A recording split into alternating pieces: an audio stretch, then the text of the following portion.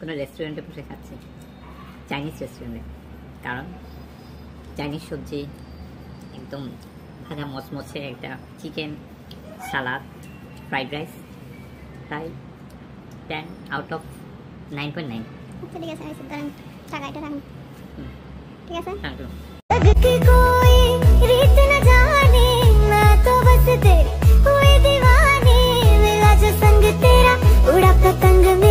हवा में होके मलंग मैं चुराई बार मेरा मखना वे मखना तू ही है संसार मेरा मखना वे मखना। আসসালামু আলাইকুম এভরিওয়ান। অনেক দিন পরে হচ্ছে আর একটা আমি লং ভিডিও নিয়ে আসলাম। হ্যাঁ, প্রথমে তো কিছু একদম ফানি কিছু ভিডিওস দেখতে পেলেন, একদমই শেষ পর্যন্ত দেখবেন, শেষে আরও অনেক কিছুই ফানি আছে। আর এইখানে হচ্ছে আরাশকে আসলে এভরি মান্থই ও কমে হলেও 3 থেকে 4 বার এই ধরনের ইনডোর প্লে জোনগুলোতে ও যায়।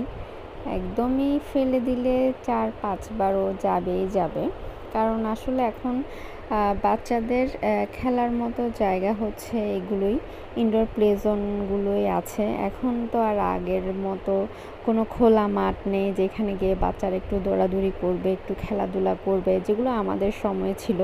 আমরা তো ফ্রিতে খেলে বড় হয়েছি, যা করেছি যা খেলেছি সবই ফ্রিতে খেলেছি। এখন আর আসলে ওই সময় নেই ফ্রিতে খেলার অথবা ফ্রিতে কোনো কিছু করার কোনো চান্স নেই। তো আমরা বাবুল্যান্ডে গিয়ে ওখান থেকে হচ্ছে যেহেতু বারকোড ফুড জাংশনটা কাছে ছিল, বাবুল্যান্ড থেকে আমরা হচ্ছে বারকোড ফুড জাংশনে গিয়েছিলাম। ওখানে জাস্ট আমরা রাতে খাবার দাবার খেয়ে বাসায় ব্যাক করলাম। আর ওই দিন এত ভরপেট খেয়েছিলাম যে বাসায় এসে আর কিছুই খাওয়া হয়নি। আর এটা হচ্ছে বাবুল্যান্ডে ও আবারও সেকেন্ড টাইম, মানে ওই সপ্তাহেরই আবারও সেকেন্ড টাইম সে গিয়েছে। তবে একটা কথা বলে রাখি, এই ধরনের ইনডোর প্লে জোনগুলোতে কিন্তু বেবিদের একটা চার্জ থাকে এবং গার্জিয়ানদের একটা কিন্তু চার্জ থাকে। আর সাথে এরপরে একবার একটা প্যাকেজ নিলে এরপরের বারও বেবিদের একটা প্যাকেজ কিন্তু ফ্রি থাকে, কিন্তু গার্জিয়ানদের কোনো ফ্রি টিকিট থাকে না। গার্জিয়ানদের টিকিটটা কিন্তু পারচেস করে নিতে হয়। সাথে কিন্তু যতজন গার্জিয়ান যাবে এবং যতজন বেবি যাবে সবারই কিন্তু সক্স লাগে, না হয় কিন্তু ওদের ওখান থেকে সক্স কিনে নিতে হয়। সক্স ছাড়া কিন্তু ওখানে কাউকে অ্যালাউ করে না।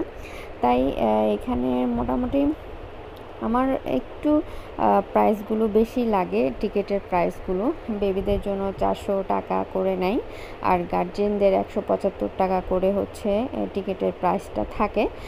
যদি আপনি একবার পারচেস করেন, সেকেন্ড বার কিন্তু বেবিদেরটা ফ্রি থাকবে এবং গার্জিয়ান যতজনই যাবেন ততজনই কিন্তু আপনাদেরকে টিকিটটা পারচেস করতে হয়। এটাই হচ্ছে ইনডোরে বাচ্চাদেরকে প্লে করানোর একটা হচ্ছে কস্ট। যাই হোক, ওরা তো মাসে 1-2 বার যদি ওদেরকে না নেওয়া হয়, আমাদের বাচ্চারা তখন প্রায় সময় ঘরবন্দি থাকে, তাই দেখা যায় ওদের মন মেজাজটা একটু ফুরফুরে করতে, ওদেরকে খেলার জন্য এইসব ইনডোর প্লে জোনই বেস্ট। এরপরে বাসায় আমি একটু ফ্রাইড রাইসের আয়োজন করেছিলাম, যেহেতু এর পরের দিনও ওরা বাপ ছেলে বাইরে গিয়েছিল, তাই আমি ভাবলাম যে বাসায় একটু খাওয়া দাওয়া করা হয়, কারণ এইভাবে প্রতিদিন আসলে বাইরে খাওয়া একটু আনহেলদি। তা আমি বাসায় তেমন কিছু না, ফ্রাইড রাইস আর হচ্ছে যেটা চাইনিজ ভেজিটেবল, এরপরে হচ্ছে চিকেন ফ্রাই, সালাদ, এগুলো করেছি সিম্পলিভাবে। মাঝে মাঝে এভাবে খেতে আমার খুবই ভালো লাগে, আর সবসময় যে রেগুলার খাবার খেতে আসলে ভালো লাগে না। তা আমি চেষ্টা করি যে মাঝে মাঝে একটু এভাবে করে খেতে। আর এখন যেহেতু বৃষ্টির ওয়েদার, খিচুড়ি তারপরে এসব ফ্রাইড রাইস খেতে কিন্তু ভালোই লাগে, তাই ডিনার করতে বসেছি। এরপরে হচ্ছে কথাগুলো শুনে নেন আপনারা নিজেরাই। কারণ চাইনিজ সবজি একদম ভাজা মচমচে, একটা চিকেন, সালাদ, ফ্রাইড রাইস, তাই 10 আউট অফ 9.9।